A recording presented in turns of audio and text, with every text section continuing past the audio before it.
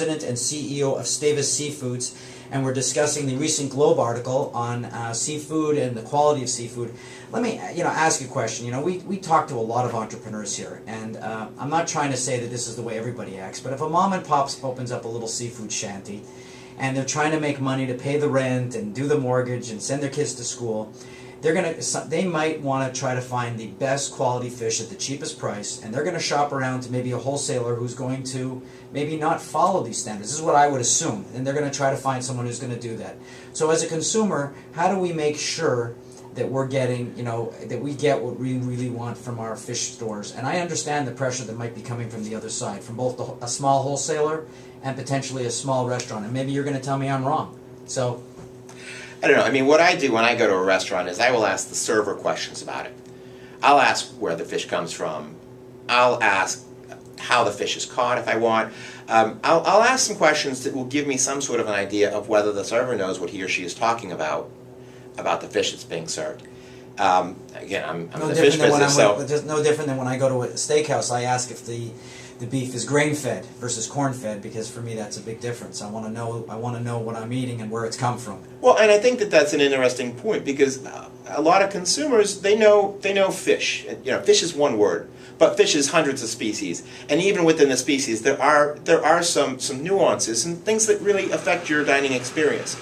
The more you know about it, the more you're able to make sure that you have the best dining experience possible. So if you as the consumer know what it is that you want to eat, and you ask your restaurant if that's what it is, and find out what's going on, then you can determine whether it is indeed what you want. And just as you have confidence in some restaurants at the quality of the beef that you get, and other restaurants you're going to get a steak which is edible, but maybe not quite the same fine dining experience, I think you're going to find the same thing with any other protein, seafood included. That you go to a restaurant and you'll have a good meal. It may not be the gourmet experience if you're going to a budget-minded restaurant or a value restaurant, but you'll have a very nice meal. And if you want to have that connoisseur or gourmet experience, you go to one of these restaurants that has some expertise, and you find the fish that you want. Now, Peter, is this article affecting people going out to eat and I'm not going to get fish because it's not what I'm ordering? No, I really don't think it is. I mean, look at Boston prides itself in seafood. Absolutely. And we have.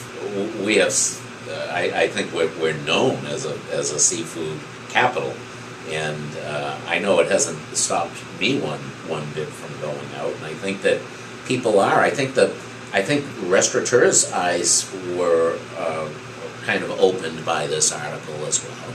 I think that they're paying more attention. I think that mom and pop that Jeffrey was just talking about, you know what I'd do? I'd look at a place that I trust, a place that I enjoy.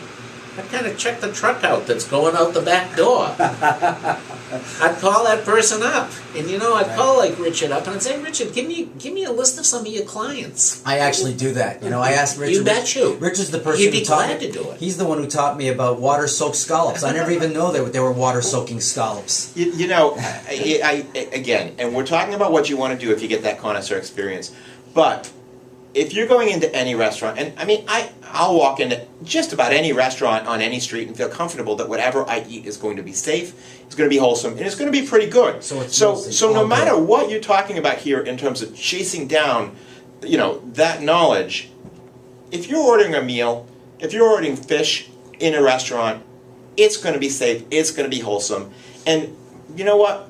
My guess is that you're going to get a good experience no matter where you go. So I wouldn't overthink it. The article didn't say that they weren't quality, the fish. They just said they're really more saying it was misnamed. Yes. Yeah, and the article, by the way, was focused on a narrow range of items. Right. And some of what was in the article, while it was all true, didn't necessarily capture some of the nuance and missed the point on a couple of things. You were talking about, and this is the one that I think has gotten people kind of scared. You talk about escalar and white tuna, and that there's a couple things there that people should realize. The first thing they should realize, of course, is that this is something that they're going to be running into in a sushi restaurant, and it's not something they're going to be encountering or going to be, they're not going to be stumbling into it by accident. Right. Secondly, the reason why it was called white tuna initially, it was never because it was tuna. It was called white tuna because it was a high-fat, rich-tasting fish that had a similar profile to tuna. And we always sell it as escolar, and frankly, all restaurants should. But when you talk about what consumers are getting and whether they're getting what they expect, everybody who buys white tuna at a sushi restaurant is getting what they expect when they have it. Also, when you talk about escolar, and you've heard people talk about how escolar is banned in Japan, it can cause these horrible side effects. Two other things that are important. First of all, there are two different species of escolar, one of which is banned in Japan, but that's not the one that we have here in the United States or that we sell. And the second thing is they're talking about what can happen when you eat 4 ounces or more of it, and the average slice that you're putting on a piece on a plate with sushi is 1/3 of an ounce. So you'd have to have more than 12 pieces of it before you even hit the lower threshold. I tell everybody when they talk to me about fish, I go, I'm going to call Richard Stavis. He is a seafood encyclopedia. You know, yeah, he's talking about banned in Japan. I remember the days where everything was banned in Boston. That was not a big thing. Peter, back in the old days? What was banned in Boston? I don't know. I don't go back that far. That's why, that's when I lived in Montreal still, and everybody used to come from Boston to Montreal to hang out. Yeah. Montreal was the fun town.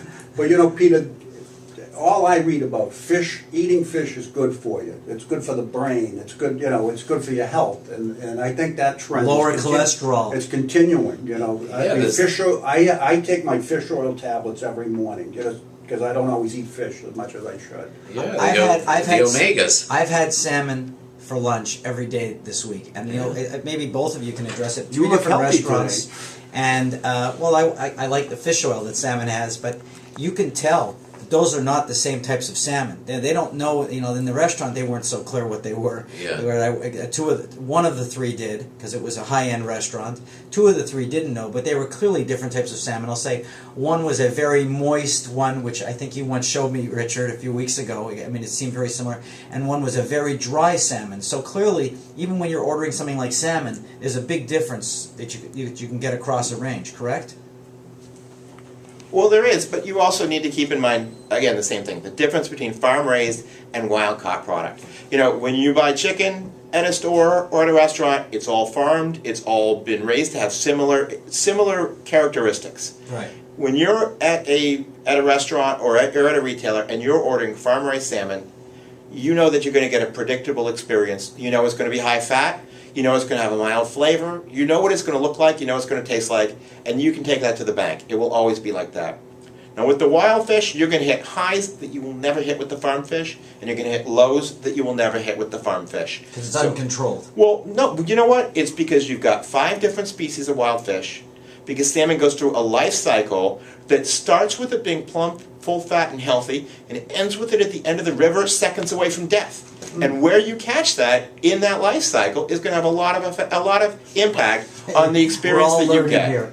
So, I would suggest that farm salmon you can eat any place. If you're eating wild salmon, you want to go to one of those higher end restaurants that knows what they're buying. Well, I'm just going to pick on one thing you said. When you said high-fat farm-raised, it's not really high-fat. It's high-fat relative to other salmon, correct? No, it's high fat, but it's high in good fat. Okay, You good. need to keep in mind that you start to speak to it's like rigging the nutritionists. pills. Well, that's another thing. You saw recently how they're saying the end to pills, that food supplements, and these pills don't really get absorbed the way that you like. You've got to eat your fish, Rick. I do, but I'm just saying, I still He does take what his that wife as tells him. Yeah, as a but- backup plan, because sometimes I might not have time and I'll grab a hamburger or something. But I mean, I think With that a you're beer. seeing a lot of people are really moving away from the low fat or non-fat diets, because that's not a realistic way of eating. You do need fat in your diet. You don't want to have all fat in your diet, but you need to have fat, and you need to make sure the fat you eat is good fat. And salmon has such a beneficial effect on your health. It really does. You can't beat it. But Richard, is the Puget Sound salmon different than salmon you'd catch in another part of the country, or can you really tell the differences? The differences that I can tell with the wild salmon have more to do with species, and they have more to do with where in the life cycle the fish was when it was caught. Okay. So, if it's Puget Sound, I know it's being caught in the Pacific Northwest. I know it's really a wild salmon. If somebody were to tell me that they caught a wild salmon off the coast of Texas, I'd be a little bit skeptical. So, I know that it will be a wild salmon. Again, I would still want to know the species, and I would still want to know a little bit about the purveyor. And also, when you look at the fish on your plate, you can tell things about And it sometimes scallops aren't scallops, is that correct? Oh boy. That's a whole can of worms. You know what? Honestly, Yeah? I have yet, in my 25 plus years in the business, I have yet to ever find a confirmed case of something not being a scallop actually being sold as a scallop. I mean, good. I've heard about, scallops being cut out as skates, but I mean, if you look at the bone structure of skates, they have bones in the middle. It really isn't all that easy to create a fake scallop. So I think the scallops you eat are definitely scallops.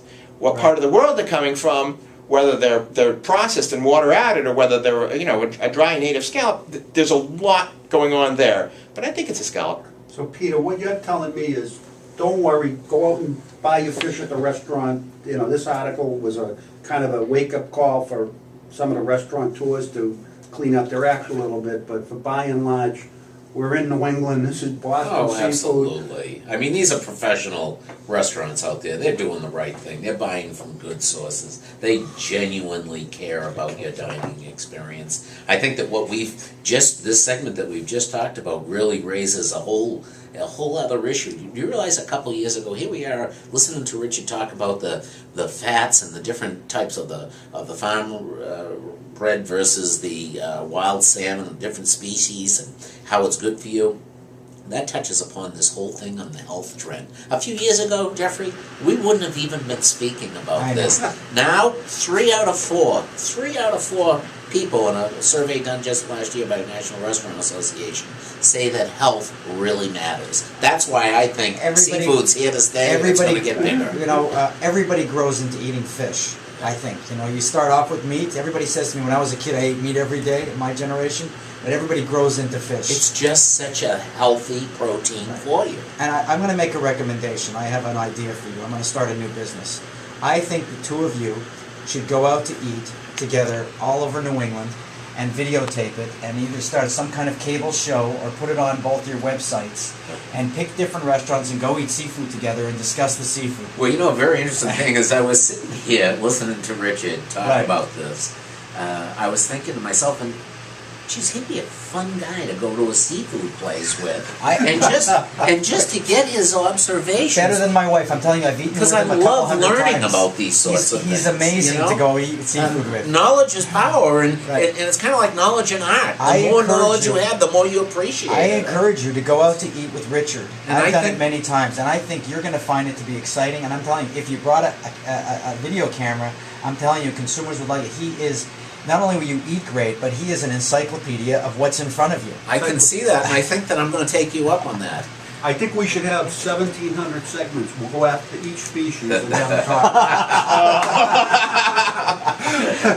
Let's see. 52 weeks a year. That's a lot of years. Well, I got turned off, Jeffrey, when I was a kid. I grew up along the Charles River when it wasn't so healthy. And